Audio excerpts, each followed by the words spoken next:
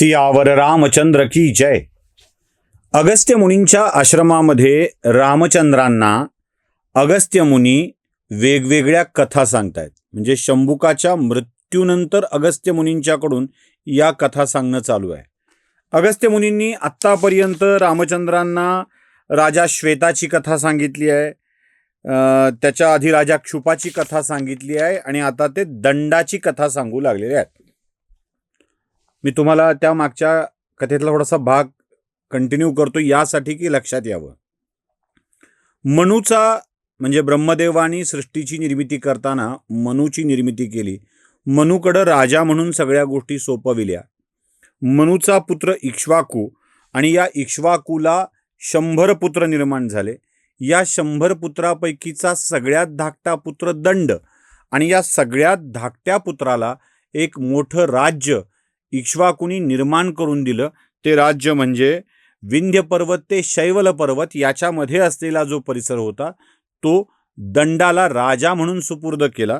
या दंडाने मधुमंत नगर स्थापन केलं.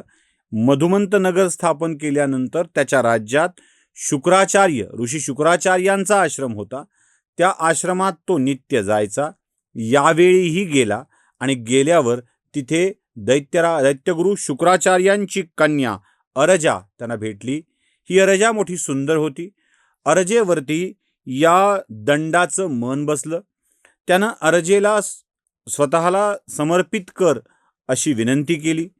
अरजाने मी माझ्या पित्याच्या अधीन आहे, तुम्ही माझ्या मर्जीशिवाय माझ्या शरीराला स्पर्श करू नये असं राजाला सांगितलं. पण दंड ऐकला नाही. दंड मंदबुद्धी तर होताच होता, पण तो रागीट आणि अहंकारी देखील होता. या दंडानं अरजेच्या संमतीशिवाय तिला आपल्या बाहुपाशात घेऊन तिच्याशी संबंध ठेवले. ज्याला आताच्या भाषेत बलात्कार असं म्हणतात ते संबंध ठेवले आणि अरजा या अन्यायामुळे या दंडेलशाहीमुळे रडू लागली. ती अत्यंत हताश होऊन बसली. आपला पिता कधी येतोय आणि कधी एकदा त्याला मी ही सगळी करुण कहाणी सांगते असं तिला झालं. तेवढ्यात शुक्राचार्य तिथे आले आणि आपल्या कन्येच्या डोळ्यातील आसवांना बघून तिची स्थिती बघून त्यांच्या मनात शंकेची पाल चुकचुकली. शुक्राचार्यांनी आपल्या कन्येला विचारलं, बाळ काय झालंय, तू अशी रडवेली का बरं आहेस? तेव्हा अर्जेनी तिच्यासोबत जे जे झालं, जे जे घडलं ते सगळं शुक्राचार्यांना सांगायला सुरुवात केली. दंड आला, यवनात तो फिरू लागला, त्याने मला बघितलं, मग काय विनंती केली, प्रस्ताव काय दिला, हे जसं जसं ती सांगू लागली तसं तसं शुक्राचार्यांचा क्रोध वाढू लागला. शुक्राचार्य क्रोधीच. पुराणातल्या अनेक क्रोधी ऋषींच्या पैकी एक शुक्राचार्य. म्हणजे दुर्वासांचं कोपिष्ट असणं आपण बघितलंय, जमदग्नींचं कोपिष्ट असणं आपण बघितलंय, त्यापैकीच एक शुक्राचार्य. प्रचंड चिडलेले आणि प्रचंड चिडलेल्या शुक्राचार्यांनी दंडाच्या मधुमंत नगराकडे तोंड करून उभे राहिले आणि म्हणाले, हे दुष्ट राजा, तुला स्त्रियांच्या मोहात पडून त्यांचा शिलभंग करण्याची वृत्ती तुझ्यात येते. हीच वृत्ती मुळात वाईट आहे. अशा स्वरूपाचा राजा आपल्या प्रजेचं अहित करतोच करतो, पण आपल्या साम्राज्याचाही अंत करत असतो. हे राजा, तू ज्या पद्धतीने माझ्या कन्येशी वागलायस त्यामुळे तुला एक महाभयंकर शिक्षाच मिळायला हवी. लक्षात घ्या, शुक्राचार्यांचं हे वाक्य खूप महत्वाचं आहे. राजा जेव्हा आततायी होतो, मत्तकामी होतो, राजा जेव्हा आपल्याच इंद्रियावर नियंत्रण ठेवू शकत नाही आणि असा अहंकारी झालेला राजा आपल्या प्रजेवर, आपल्या कुटुंबियांवर अन्याय करू लागतो, तेव्हा ती प्रजा असुरक्षित होते. राज्य संपतं, राज्य लयाला जातं.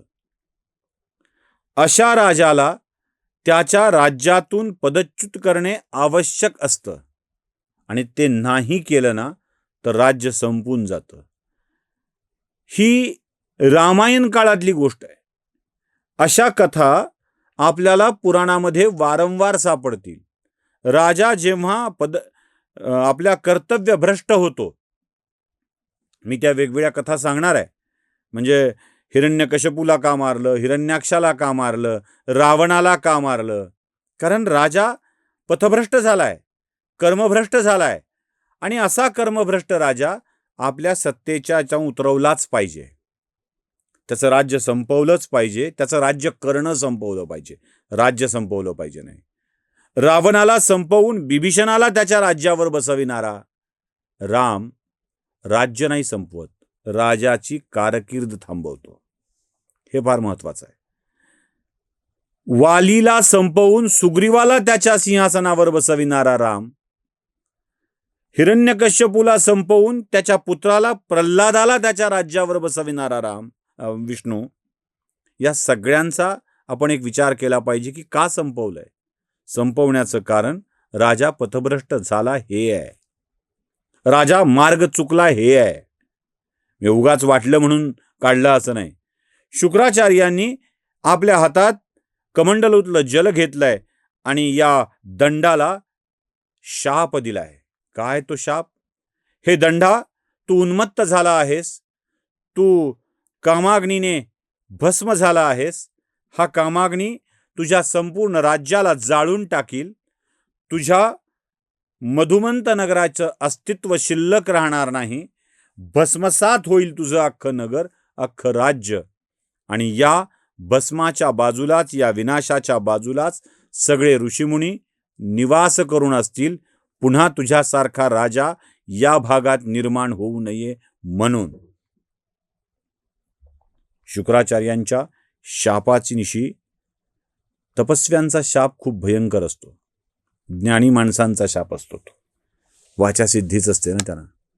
या शापाने दंडाचं मधुमंत नगर, विंध्य पर्वत ते शैवल पर्वतापर्यंतचा सगळा परिसर संपून जातो, ओसाड होतो, उजाड होतो. आणि या परिसरात मग शुक्राचार्यांचे सगळे शिष्य, अनुयायी, ऋषी तिथे आपापली साधना करू लागतात. या साधनेने त्या राखेतही वन फुलतं, त्या वनाचं अरण्य होतं. ते अरण्य दंडकाच्या राज्यामध्ये निर्माण झालेलं आहे म्हणून ते दंडकारण्य होतं. आणि एक मोठा परिसर दंडकारण्य नावाने ओळखला जातो. पुढे या दंडकारण्यात रामकाळापर्यंत, त्यानंतरही पुढे लवकर कोणी राजा झालेला नाही.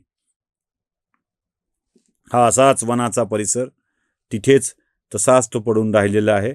रामचंद्र देखील या दंडकारण्यातून प्रवास करत करत पुढे निघाले.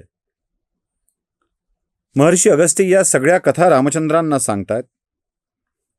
रामचंद्र एक एक कथा ऐकत महर्षींना म्हणतात की विलक्षण आहे, मी ज्या दंडकारण्यात वावरलोय त्याची ही कथा ऐकून मला तर आश्चर्यच वाटलं. या सगळ्या कथा ऐकल्यानंतर रामचंद्रांना जाणीव होते की आपण खूप काळ झालं महर्षी अगस्त्यांच्या आश्रमामध्ये आहोत. महर्षी अगस्त्यांनी रामचंद्रांना जी दिव्य अस्त्र दिली, जे ज्ञान दिलंय ते त्यांनी घेतलं, स्वीकारलं आणि म्हणाले, महर्षी आता मला अयोध्येत जाण्याची परवानगी द्यावी. खूप आशीर्वाद देऊन, तेज देऊन अगस्त्यांनी रामचंद्रांना अयोध्येकडे जाण्याची सूचना केलेली आहे. आणि तुझ्या हातून अजून काही मोठं कार्य घडणार आहे असंही सांगितलंय. काय असेल हे मोठं कार्य? त्याच वेळी रामचंद्रांच्या मनामध्ये एक यज्ञ करावा अशी भावना येते आहे. हा यज्ञ कोणता आहे? या यज्ञाच्या विचाराला सगळे बंधू विरोध का करतात?